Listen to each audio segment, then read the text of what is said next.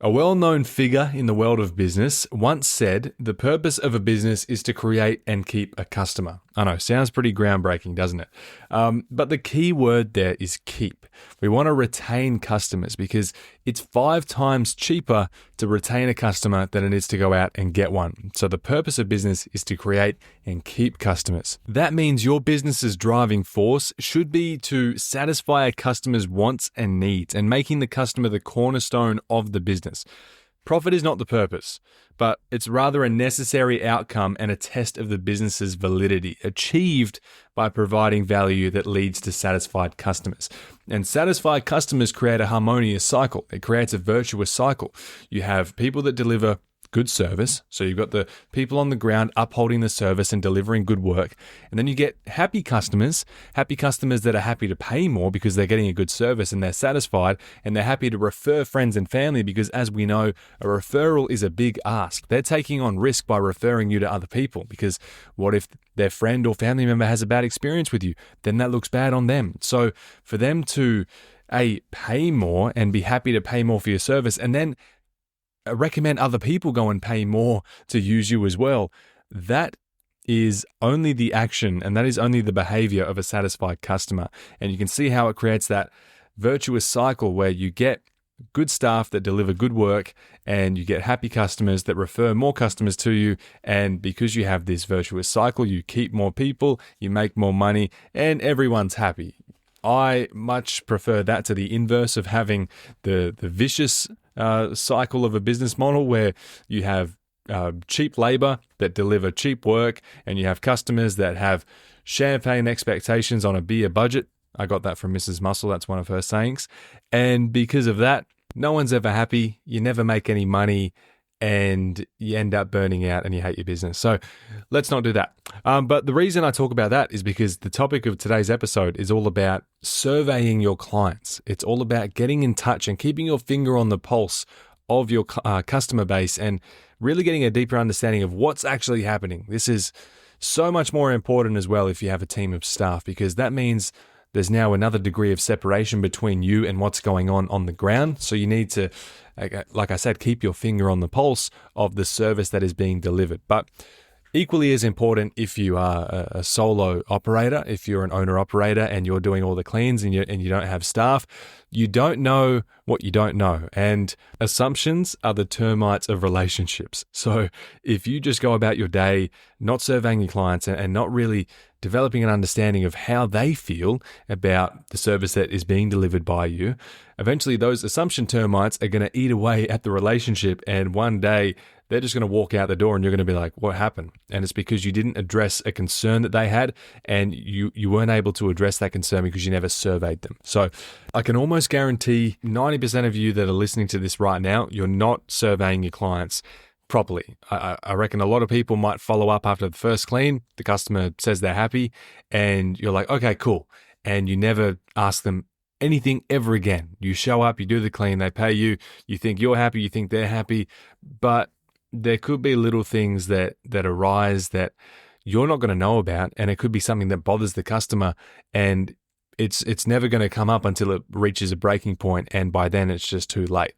So I've got so many examples of this happening in my business where I just dropped the ball, and again, I assumed that the customers were satisfied and we just had no idea. Like one of the biggest near misses, I'll call it. It was a big near miss. We almost lost one of our biggest medical facility clients. So this is, I think it's a 6-figure contract that we have. It's pretty big. It's in Bunbury. I don't know. I haven't been down there in a while, and we've had this client for 4 or 5 years now. I'm not sure how much they actually pay now. But anyway, it's a big client, and so Stacy, our area manager in Bunbury, she is quite friendly with one of the practice managers there. And that practice manager one day just sent Stacy a text message saying, hey, our manager, our higher up, is thinking about getting someone else in to quote the cleaning at this place because they're not happy with the fact that things are being missed. And Stacy's like, whoa, what's going on? Like, this is the first I've heard about anyone being dissatisfied with the clean. And she's like, there's bins being missed.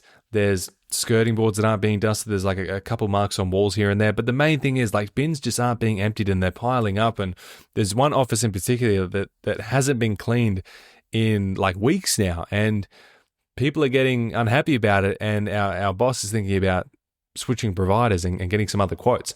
And so Stacey obviously hopped on that immediately and rectified that and made sure the cleaners were very, very aware that there was an office they were missing in every single clean. And there were bins that were scattered around the facility because it's a big facility.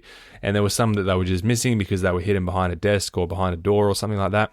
And so she got on top of that and she smoothed everything over with the practice staff. But if she wasn't friends with that receptionist or practice manager or whoever it was, if she didn't have a personal relationship with that lady, we probably would have never known about that, and we would have just lost the client one day, and they may have just given us some BS excuse like, oh, we've taken the cleaning in-house, or whatever it may be. And that has actually happened before with a smaller contract. So we used to clean Amart, so the furniture store. We used to clean one of their stores in Bunbury. It's a very big store. And one day we just lost the contract after like a year of doing it. It wasn't a massive contract. I think it was like $300 a week or something like that. But one day we just lost it. And it's not until I followed up afterwards that I found out the cleaners had been missing a toilet in every single clean for like literally 5 months. And I just had no idea about it because I was not keeping my finger on the pulse.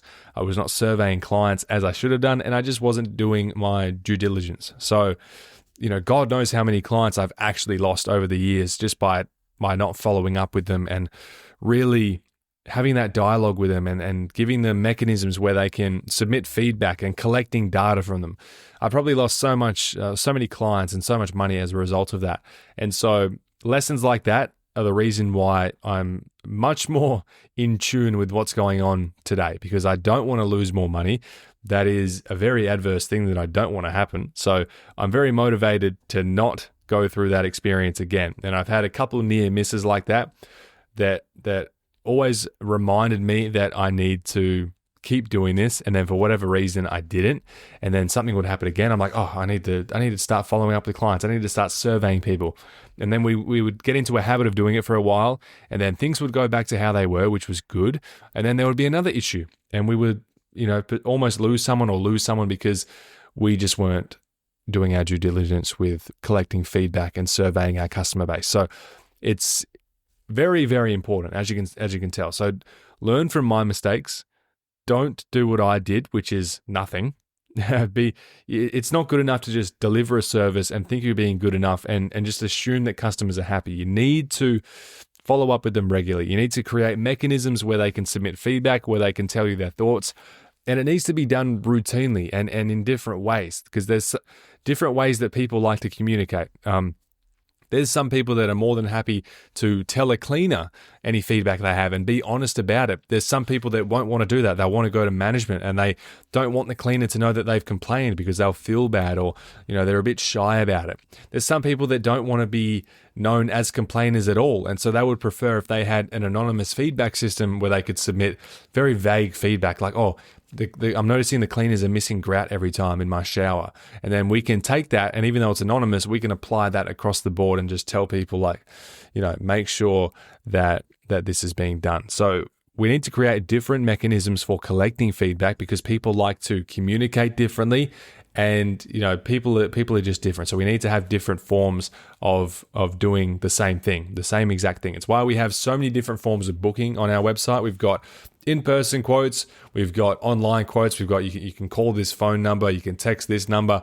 We try to make it as easy as possible and cater to all different kinds of people with all different kinds of communication styles because we want to make sure we cast a wide net and get every drop in the bucket. Same thing applies to collecting feedback because, as I very well know now, clients won't always tell you when something's wrong. They'll just leave, and you'll never actually know the real reason why they left. They might give you some BS smokescreen of an excuse or a reason. They might say, oh, everything was great. I'm going to start doing the cleaning from now on. But in reality, it's because they weren't happy with the service. So it's good to know this data, and it's not a bad thing to know that someone has had a negative experience with you. It's an opportunity for you to learn and to revamp something or retrain people. And it keeps you in tune before the small issues become big problems. So examples that you could have is like a client mentions that they wish clean started a bit earlier, which is easy to fix, but if ignored, they might just churn and go look for a different service provider. And it's not until you look at the real numbers behind everything that you start to go like, wow, if I just send a simple email out or a simple form link to my customers and ask them a question, I can solve a 5-figure or 6-figure problem. Because if you lose one $200 recurring client every week, that's $10,000 a year gone, just like that. And the difference between you keeping that person and losing them and losing $10,000 could be as simple as you asking a question and making sure things are going okay. And one of the biggest things I did when I put my manager into my main location in Bunbury was I told her that every time someone cancels a service, you call them up and you get to the real reason of why. And now sometimes it is just a valid reason. Someone's moved away or they've taken maternity leave and they're going to be cleaning the house themselves from now on. But a lot of the time you'll get an answer that you're very surprised by. You'll find out that someone that you thought was a happy customer that was always nice and would always, that would always respond to emails and never had an issue and never had a complaint. They actually weren't happy with something. And it's because it's these little things that become big issues and they slowly erode the trust and the relationship to the point where it just reaches that breaking point. And that's when they leave and they go elsewhere. And if you know you're not currently doing it properly and you want to be, it's a very simple shift that you can make now. You can just start sending out a simple SMS after everyone's clean and just ask a basic question. And you can also send an email alongside that goes to an anonymous feedback form or a form that has an option whether it can be anonymous or pertaining to that clean or that client.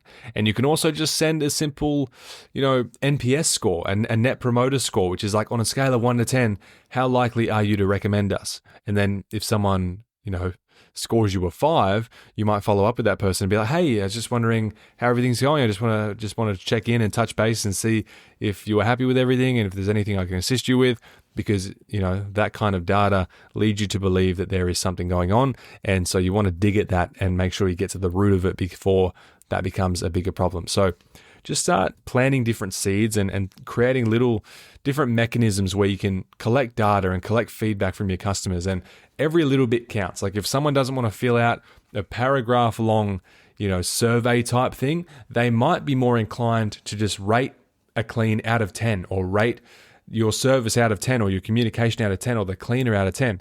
And then based on that, then you can start to follow up with them and be like, hey, I noticed you rated your last clean a 3. I was really concerned by that. I just want to follow up and make sure that we can raise that bar in future cleans and ensure that you're getting a 10 out of 10 experience every single time. How can we make that work for you? And then you start to ask more questions. And when you ask more questions, you get more answers.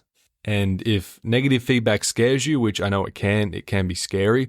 I never used to like hearing it, even though now I've shifted my mindset and I love to hear negative feedback because it gives me the opportunity to rectify it and to continue to grow the team and make sure people are happy. Because if someone has a negative experience, if someone says something negative, that means that you now have the ability to overturn that and make that a really happy and loyal customer if you can fix it. So if you have a simple process, our process is really simple. If someone complains, we thank them for the complaint. We don't apologize. We thank them. We thank them for bringing it to our attention. And we tell them that we're going to retrain the cleaner or, depending on what it is. Usually we say we're going to retrain the cleaner. We're going to make sure it doesn't happen again. And we tell them that we're going to follow up after the next service and make sure that one went smoothly and the same thing didn't occur twice. And we also, of course, follow up with the cleaner. Explain to them what's happened in a nice way. We, do the sandwich method. We say, oh, the bedrooms are great. You're making the beds fantastically. They are beautiful. Your bathrooms are great. But we just noticed that the kitchen cleaning that you're doing is lacking a little bit. The stovetops in particular are a little bit greasy and, they're streaky. So here's what you can do to make sure that they're nice and shiny after every clean, because the kitchen is a focal point for the house, blah, blah, blah. And you can be specific or not, depending on the client and depending on the cleaner.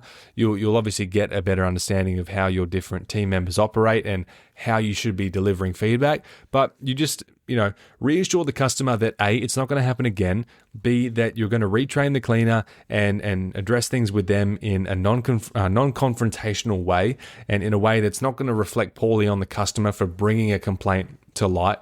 And you just follow up with the customer again. This is the important part. You want to follow up again so that they know you are keeping your finger on the pulse and you care about them and you care about delivering an exceptional service. And that's what creates raving fans. That's what creates loyal customers, because you can bribe continuity. You can bribe recurring work, but you can't bribe people into loyalty. Loyalty is built on trust and commitment and consistency. And you get that by doing these things. These small things add up over time and they create brand loyalty and they create customer loyalty. It's what creates customers for life. That's also a really good book, by the way. If you want to read a good book, it's called Customers for Life. And I can't remember who it's by. So yeah, if you're not currently doing it in your business and you know you're not and you know you want to be, just start simple. Start by sending SMSs after every clean. If you've already got a bunch of clients, check in with them tomorrow, because some of them could be on the brink of leaving and you just don't know it yet. So send simple SMSs, send emails, make sure there's different ways that people can deliver feedback and different kinds of communication. Some people like to call, so make sure you call your customers as well. Make sure you text them in case people want to text rather than call, and make sure you also email them in case some people prefer email to calling and texting. And you can do anonymous feedback forms. You can have a 1 out of 10 scale, because as we talked about, people are going to act and behave differently. So we want to give them different options so that we can gather a broad spectrum of data that's going to encompass our whole customer base and give us the biggest and clearest picture of what's really going on.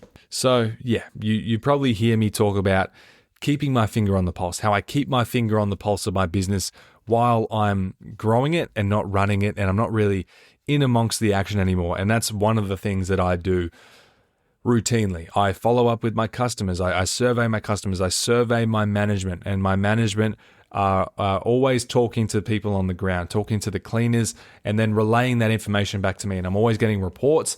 I'm always hopping on calls with my senior team leaders and my management, and just keeping my finger on the pulse. And the main thing I do to do that is just surveying people. It is literally just having two-way dialogues with people, whether it be customers and staff, to get a clear picture of how they're thinking, how they're feeling, how they're acting, and how things are going in their world. Because their world is completely different to yours, and their paradigm and their worldview is completely different to what yours is.